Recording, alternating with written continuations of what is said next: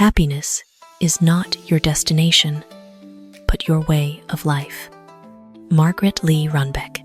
Happiness is no longer a reward dangling at the end of the road, not a sign saying, "You've arrived," after years of weary pursuit. The way we walk, the rhythm of our heart, the gaze we give to each small moment unfolding, like a river that doesn't wait to reach the sea to be called water. Happiness exists right in every bend, every ripple reflecting the sky. When we see happiness as a way of life, we stop bargaining with the present. We don't postpone joy for someday. Don't imprison ourselves in conditions like when it's enough. Instead, we learn to cherish the warm cup of tea in the morning, the sudden laughter in the midday sun, or even the scratches of failure, because they teach us to be more flexible and resilient. Happiness now is like a small lamp carried in your pocket. It doesn't dispel all darkness, but enough to see the path and continue with peace of mind. Living like that, life isn't necessarily less stormy, but our heart is less unsteady. We understand that happiness doesn't come from changing circumstances to perfection, but from choosing a loving, grateful, and mindful attitude toward life. Each passing day, whether ordinary or stormy, becomes part of that way of life, a way that allows us to smile, breathe deeply, and realize we are living, and that is already fulfilling. Today, I close the door to the past, open the door to the future, take a deep breath, step through, and begin a new chapter in my life. Closing the door to the past is an act of full awareness. We don't erase what happened, but choose to leave it behind with gratitude and understanding. The joys and sorrows, rights and wrongs, gains and losses that once weighed heavy on our heart now become spiritual baggage, no longer chains holding us back. The door closes with a soft but decisive sound, like a necessary farewell to make the soul lighter. When opening the door to the future, we stand before a vast space of the unknown. There lies hope, anxiety, and dreams still unfinished, waiting to be named. Taking a deep breath is the moment we gather courage, allowing ourselves to slow down a beat to feel fully alive and present. That breath is like the fragile boundary between the old and the new, between fear and faith. And then, when we step through, the world doesn't change immediately, but we ourselves have changed. Beginning a new chapter doesn't mean everything will be easier, but that we are ready to face life with a different mindset. That new chapter is written by maturity, by healed scars, and deeply absorbed lessons. Like a blank page under the morning light, it's not perfect, but full of potential. Each decision, each small effort from this moment is the first stroke, contributing to our unique story. Change always starts from an inner choice. When we have enough courage to close the past, enough trust to open the future, life responds with a rare sense of freedom and peace. And in that moment, we understand. The new chapter isn't in some distant tomorrow, but begins right when we choose to step forward today. Add a little persistence, a little effort, and what seemed like hopeless failure may turn into glorious success. Elbert Hubbard. Patience in the days when we want to give up. The boundary between failure and success is sometimes so thin that just one more step is enough to change fate. Failure, in that view, is no longer a cold end, but a pause to test the endurance of faith and human will. Persistence is the ability to stand firm when things don't change immediately, when efforts haven't bloomed yet, and hope is obscured by fog, like the one who sows seeds in winter, not seeing green sprouts, but still quietly tending the soil. Effort, on the other hand, is small actions repeated, seemingly monotonous, but the steady heartbeat keeping the dream alive. When these two go hand in hand, failure begins to change shape, from a blocking wall to a step lifting us higher. The moment of glorious success often isn't as noisy as we imagine. It comes quietly when we look back and realize we've gone farther than the point we once wanted to stop. The light of success thus doesn't just lie in the final result, but also in the growth honed through each fall. That saying instills in the listener a source of enduring energy. Be a little more patient, try a little more, because perhaps the miracle is waiting right after the last attempt. Every new beginning comes from some other beginning's end. Semisonic. No door opens without another closing. No dawn appears without dusk having fallen. The end, therefore, no longer carries the shape of pure loss, but becomes a necessary transition, like a leaf falling from the branch to make way for new buds. In that flow, parting is not an end, but a comma for a longer journey. People often fear endings because they evoke emptiness and unease.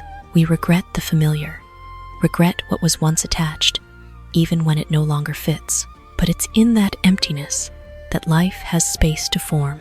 Like a field after harvest, it must accept barrenness so the soil can rest, accumulate nutrients for the next sowing season. Each time something leaves, it doesn't just take away, but quietly leaves behind lessons, strength, and growth we haven't yet realized.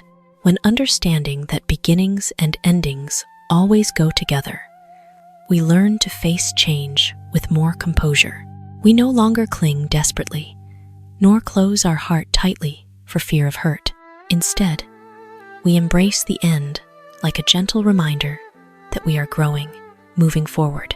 And then, in what seems like an ending, a new seed has been sown, waiting to sprout. Each time we close an old chapter, life doesn't become poorer, but is preparing for a deeper story. When we have enough courage to accept the end, we also give ourselves the right to begin again, lighter, wiser, and full of hope. Age is an issue of mind over matter. If you don't mind, it doesn't matter. Mark Twain. Age, often seen as a countdown clock for abilities and opportunities, is actually just a number inflated by fear and prejudice. When we pay too much attention to it, age becomes an invisible cage, trapping dreams, making us hesitate to start, falter in challenges, and cross ourselves off from what we once desired. But when we stop minding, that number immediately loses its power. Age, then, is like sun streaks on an old wall. There, but not defining the space within. What truly decides a person's vitality isn't the years lived, but the breadth of the heart, the flexibility of the mind, and whether the flame of curiosity still burns. A young person can be old due to fear, while an older one shines through daring to dream and act. When not letting age dominate, we allow ourselves to live fully in the present. We learn like a child, persist like an adult, and stay calm like one who has weathered many storms. Each day becomes an open opportunity, not locked by questions like, is it too late? Live so that the soul is always young, because when we don't give meaning to age, it no longer has the power to limit our life. It's only when you step outside your comfort zone that you begin to change, grow, and transform. Bennett. Growth rarely sprouts in familiar spaces. The comfort zone is like a warm room, convenient enough, comfortable enough, but with windows closed and the sky limited by four walls. There, we hurt less, but also have fewer chances to see how far we can go. Prolonged safety, if unnoticed, quietly turns into a habit of standing still. Stepping out of the comfort zone doesn't mean reckless risk, but daring to face unease when trying something new. Daring to accept we might be clumsy, mistaken, and imperfect. Like a fledgling leaving the nest, the first leap always comes with fear of falling. But it's that moment when wings learn to spread. Only when we put ourselves in situations forcing us to learn, adapt, and be resilient does hidden potential awaken. Change, thus, doesn't come from stable repeating days, but from times we tremble but still step forward.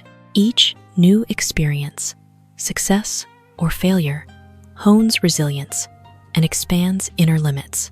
Gradually, what once scared us becomes familiar, and a new comfort zone forms wider, deeper, richer in experience. If you want to grow and become better, trust that beyond safety lies the space to discover a stronger, freer version of yourself. We seldom value things that come too easily. Thomas Paine. The value of things is often measured by the effort invested. Things that come too quickly, too smoothly, are like a cool breeze on a summer afternoon. Pleasant, but because no waiting or sacrifice, we rarely pause to fully appreciate. Ease makes us mistakenly believe they inherently belong to us, and so gratitude fades. Without experiencing lack, it's hard to understand abundance. Without struggle, it's hard to deeply feel joy. Things obtained easily often lack a backstory. No imprint of sweat or worry. So hard to linger long in memory. Conversely, things we patiently pursue, fall and rise for, become vivid memories because they hold time, hope, and growth. Value then doesn't just lie in the result, but in the journey past.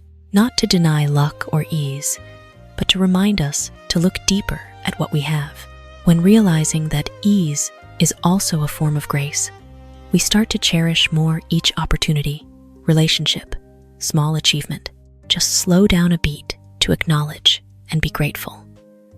And things seemingly ordinary will gradually hold great meaning, and we won't carelessly lose the value of what we hold. I forget memories of difficult days very quickly. Like everyone, each new day is a new challenge for me, the very real pace of modern human life. Quickly forgetting difficult months isn't necessarily weakness or indifference, but sometimes the soul's way of self-healing to keep moving. Heavy memories, if held too long, can become cumbersome baggage, slowing us down. Forgetting here is like rain, washing away dust after a long road, so we're lighter facing the present. But forgetting doesn't mean the path ahead becomes easy. Each new day opens like a blank page, and on it always await strokes of challenge. Some mornings we wake with full determination, but some days, just getting out of bed is a silent victory. The similarity between us and everyone lies there. No one is immune to hardship. Each just learns to face it in their own rhythm. What's precious is, even if quickly forgetting old hardships, we still continue, carrying deeply settled lessons without needing to recall each pain. Difficult experiences, though fading in memory, quietly forge resilience, like tree roots growing in dark soil without display. And then, facing new challenges, we realize we're not starting from zero, but from a stronger version than yesterday. Accept forgetting to lighten the heart. Accept challenges to grow. Each new day, no matter how hard, is an opportunity to continue writing our story with patience, courage, and faith that we still have strength to step through. People who don't know where their next money comes from often won't know where their last money goes. In the fluctuating pace of life, where money isn't just a medium of exchange, but a mirror reflecting each person's mindset and responsibility. When vague about income sources, living in whatever happens state, spending easily follows inertia, lacking direction and control. Money then is like water slipping through fingers, not realizing how much there was, nor knowing when it's gone. Not knowing where money comes from often means lacking a clear plan for life. When income is unstable or not seriously considered, the mind easily falls into temporariness, focusing on immediate solutions while forgetting tomorrow. And that vagueness makes the last money leave in silence, eroded by petty spending, emotional decisions, or unexamined habits. We don't spend money, but let it drift away. Conversely, when clearly understanding where we earn money, how, and for what, we start to value each coin we have. Each expense is no longer unconscious, but a considered choice tied to personal goals and priorities. Money then doesn't just serve needs, but life direction, helping build security and proactivity for the future. Not simply about finance, but deeper about taking control of life. When clear with income origins, we gradually clarify the path we're on, and then the last money no longer vanishes, but is placed where it truly matters for the life we want to build. What people often lack is will, not strength. Victor Hugo. In human life, strength, after all, doesn't just lie in muscles or external conditions, but exists in abilities, opportunities, and potential that most of us possess to some degree. Yet, those things often lie dormant, not awakened, not because we are weak, but lacking a guiding flame called will. Will is inner strength, what helps people stand up one more time when fatigue pulls them down.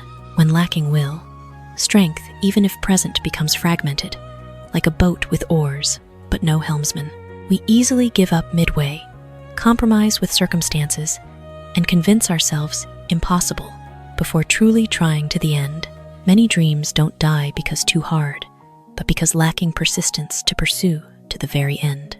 Conversely, when will is strong enough, people can surpass seemingly impossible limits. Will makes us patient with slow progress, accept temporary pain for long-term growth. It turns small steps into a persistent journey, weakness into motivation, and challenges into opportunities for self-improvement. Then, strength is no longer a prerequisite, but a result born from unyielding determination. We look back at ourselves, not to blame, but to realize what we need to nurture isn't more external strength, but inner will. When will is ignited, people can go much farther than what they once thought was their limit.